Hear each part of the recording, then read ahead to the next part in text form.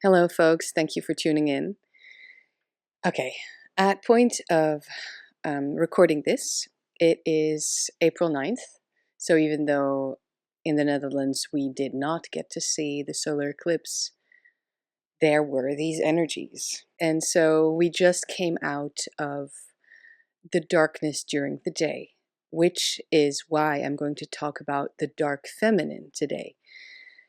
I said in a video, I don't know, a couple months ago, the feminine is always dark.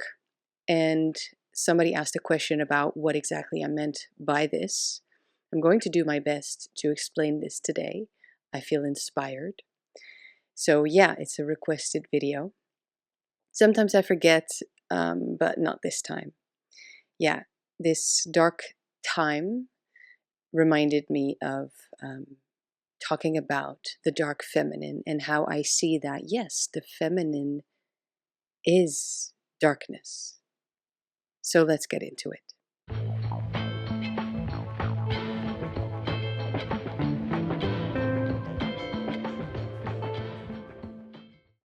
This is going to be somewhat of a ramble. I can be pretty sure of that. So feel free to add to the conversation in the comment section, because I do have a couple of notes, but mostly I feel it's flowing right now with these energies, and I just had to sit down and talk about this today. As you probably see me make another box without measuring. This is a tarot box of vintage pocket tarot deck that I've made, which is available on Make Playing Cards. And the box turned out really cute. So, I hope you don't mind looking at that footage as I talk to you about this. As a tarot reader, I think it's rather important to have an understanding of what the feminine and the masculine is. I do like and use Jung's work for working with the tarot. And of course, nowadays, even in the Western world, the discourse is happening more and more that the universe is not dual. Now, I see that, and yet I raise you. I am a woman, and I feel very empowered by femininity. Having said that, I think anyone can feel very empowered by femininity. There is no need to erase or fade away the feminine. Same with the masculine, right? There's room for everyone, but in these terms, these energies, people understand what we mean when we're talking about them. Jung, I'm talking about Carl Jung, was actually progressive in my mind, saying that everyone, no matter what gender they are, would do good to reconcile fully with their inner masculine and feminine. And he used the terms anima and animus.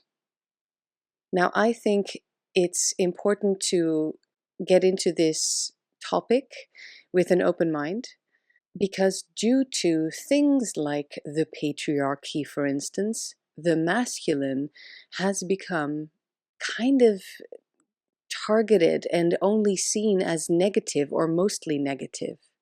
And then same for feminine. Is a woman only worthy if they show masculine traits? Well, in this society, that actually is a topic of discussion that I understand. Yet, a woman in her full feminine traits is very empowered as well, obviously. Let's get this out of the way. Feminism is about women having a choice, choosing whatever feels right to them.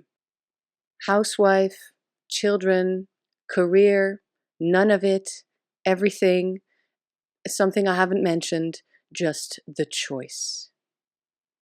Dark feminine. The feminine is always dark. First of all, dark to me is not a negative term. It's comparable to shadow, which is simply the absence of light. So nothing. And yet we have a way of looking at it, of seeing it, of naming it, which then again, paradoxically, doesn't make it nothing. The nothing has become something because it is nothing. And we are so, I think, even in the words we use, the language that we use these days, obsessed with light, going to the light, working with light, being a light worker. Same with white. White witches are good witches, and black magic is bad. Strangely enough, that's not always the case. Don't come for me, these are just terms that we use, and if you know what it truly means, I am not talking about evil things here. I'm talking about things that empower and tradition and ancestors.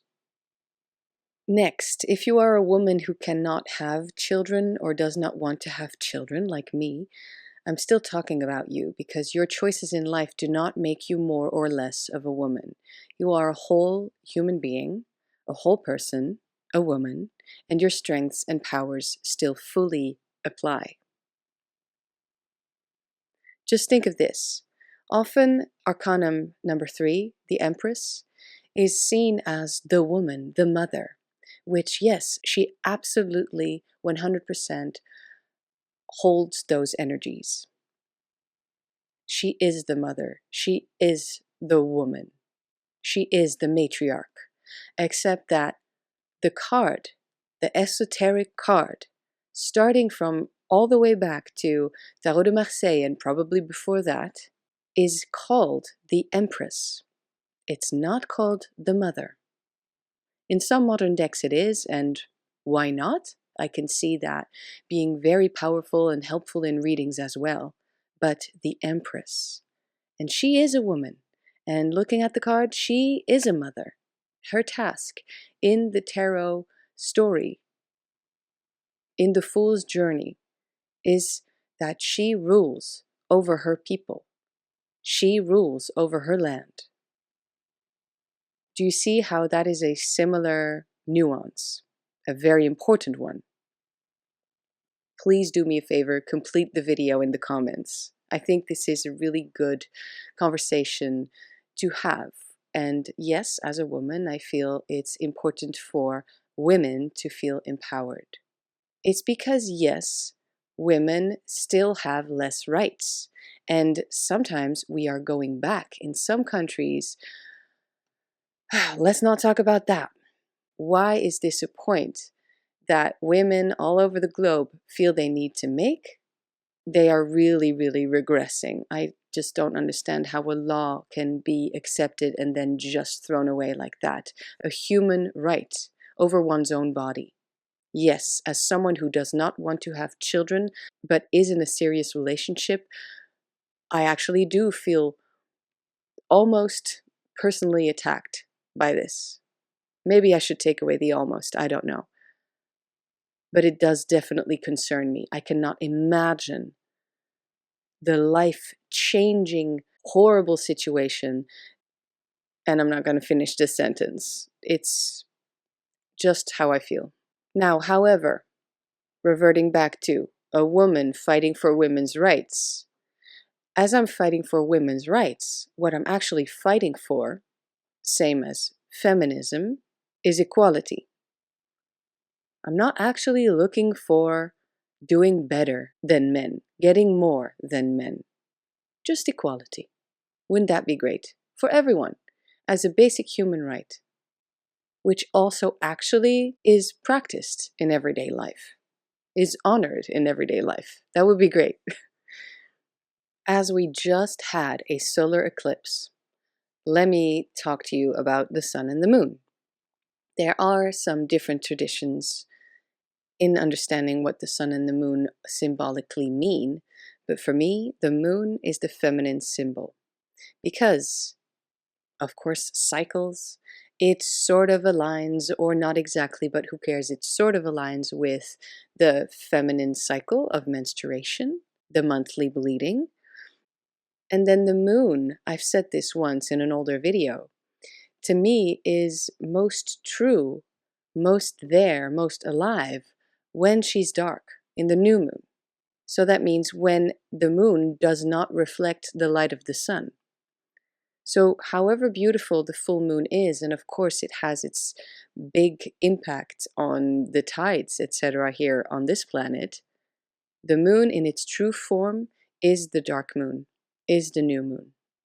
Now, just that, we can make little connections between feminine, moon, darkness. Also, in behaviors and needs, men tend to be like the sun. They rise every day and they have new energy every day, whereas women are different every day of the month. We are in a new phase every single day of the month, and then that longer cycle starts anew. The book Women Who Run with the Wolves talks about reclaiming your wild self in different forms. Now, often it's so-called behind the scenes, right? In secret, underneath the surface. And we can't deny that's dark. To express your true self as a woman, it takes some unlearning, implementing some wild back into your life. So we're talking about digging, going underneath the surface.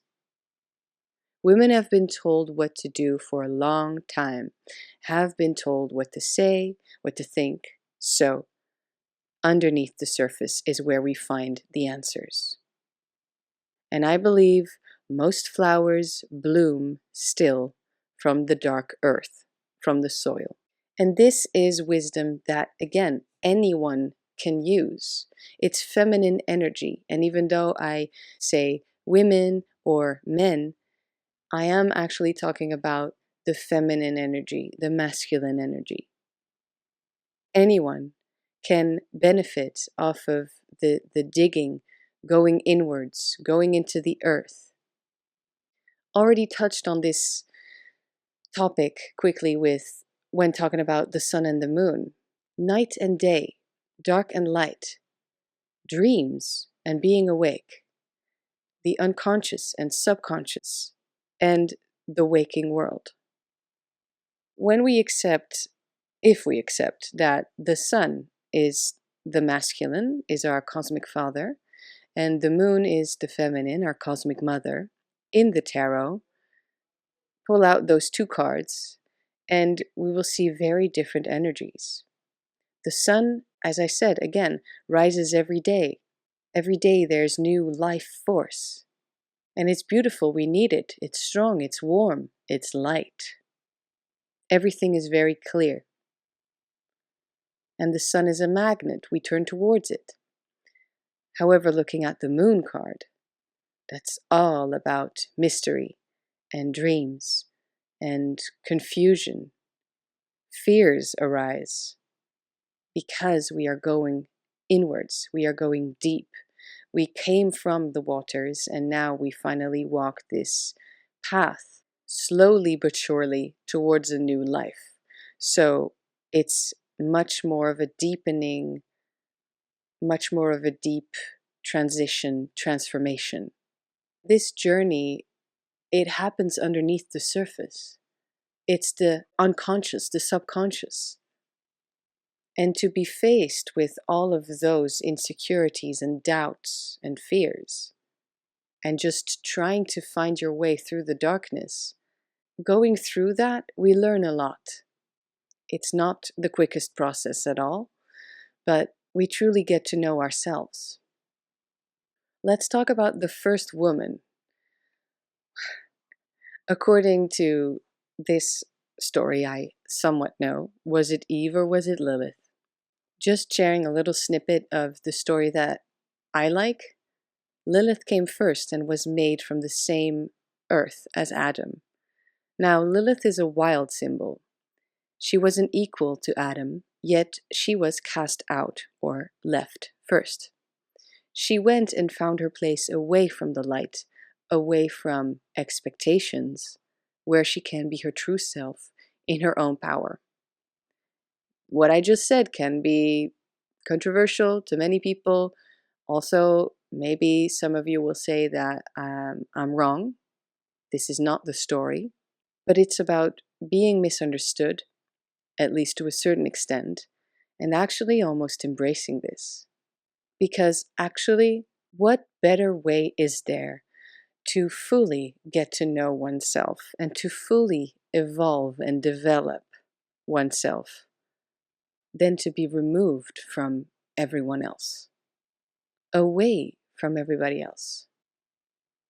Of course, we need interaction to develop in other areas, but we're talking about what is underneath the surface, what might be blocking us to actually figure out what we truly want. Now, those are powerful things. And it's very similar to this idea of if you ask the universe or God for compassion, you're not just going to magically get a cup filled with compassion and you'll drink it and you'll be compassionate. That's not how it works. God or the universe or whatever forces you believe in, hell, the force of coincidence, are going to give you the opportunity to be compassionate, are going to propel you into a situation where you will need to be compassionate. Because all you need is the positive trigger to awaken that energy inside of you. You already have it. We are complete. And I think maybe, if I may speak so freely, Lilith felt like a leader. And she was definitely given the opportunity of leading her own realm. Then have you ever thought about this? Women experience full years every month, all the seasons. There's death and there's rebirth, always. Because we are living in the world that is built off of the daily cycles of men. Can't deny it, okay? Most of the feminine empowerment and expression happens away from the spotlight, meaning in the dark. We deal with blood, which means life and death at the same time. The first time you bleed, it means that you have the ability to carry life, while every menstruation essentially also means death, because no conception took place. Now, for everybody listening who does not bleed, do you understand how much of a confrontation this is every month? Yes, it's nature. Yes, it's normal. But that does not take away from the incredible meaning that our body holds. We are confronted, usually every month, with this life and death so literally. We're talking blood. I guess I don't really have the words today to explain this part, but if you don't feel empowered by that, I don't know where you're supposed to look for it. Yes, it's a burden. Yes, it can hurt. Yes, there's so many side effects. And we would probably rather not bleed every month, but our bodies still do it. And every month it's as if we have entered the season of autumn and winter, as if we have entered the waning moon and the new moon. It's the shedding, the shedding. Many men, or I don't know, maybe some women too, don't really understand how dark this actually is. Because, yeah, we see our own blood every month. We are actually confronted with our own inner selves physically. The blood comes from within our bodies. So we actually get to see our insides, what we look like from the inside, what came from inside of our bodies. It's very symbolic for our subconscious too. We get to see this flow of, excuse the rawness of this, flow of death coming from the place where we once came from, through another woman, through our mother. So yeah, very symbolic. Plus, our bleeding time is, as I said, our dark moon, our time to retreat, to go inwards, to turn off the lights. That's lights off dark moon in magical guidance cards. And, go further into the darkness. We have the ability to truly explore our inner realms because it's happening physically. Therefore, it's also happening mentally and emotionally, spiritually. Now, getting in touch with yourself, you train your power of perception and intuition. Really. You start trusting your gut. The older I get, I'm 36 now, the more I am truly relying on this gut feeling, this intuition, the magic, the inexplicable, the in-between, the understood unknown, like the High Priestess in tarot. Have you ever thought of that? The High Priestess in tarot is the understood unknown, perfectly comfortable in the uncomfortable. Now, this is a gift few people have. There's really some true knowledge in there. So, as women have the power to give life, in my book, this also continues into the right to give life. Power, right. It's nature. Having the right to give life means you also have the right to not give life, even take it away. I already talked about this earlier, but Mother Nature gives life. In order to live, you also need to die. Therefore, my body, my choice. It makes sense. It has been done for much longer than modern technology as we know it, modern science, modern medicine has been a thing. In order to have spring and summer, you also need autumn and winter. In order to live, you also need to die. There's no life without death anyway, so it only makes sense to see that death comes from life, and life in return comes from death. One does not exist without the other. So again, having the Empress in mind, Arcanum 3, who partly symbolizes the life-giving energy, the growth, she has her counter arcana, number 13. Now you can say numerologically that would be the Hanged Man. Sure, that's your tradition. Fine, you don't need to waste your energy trying to convince me that it's number 3 and 12. In my book, it's Arcanum 3 and Arcanum 13. So that means death, decay, end of a cycle, and then rebirth. The Empress's life, Arcanum 13, is death. Now, to be clear, death isn't necessarily dark, but compare it to men not having to be confronted with their own blood every few weeks, and we may agree that this way of life is something that shows us within, underneath, purge, death, and life all at the same time. And I don't know about you, but I would call that pretty dark. Again, not dark in a negative way, dark in actually not even a positive way, just a way that is, and that shouldn't be feared. Also, maybe a side note, I don't know, but I believe that last names should really be coming from the side of the mother. It just makes more sense. How the hell are family trees not going through the women? To put it in very modern terms, how about all women become girls and we support each other?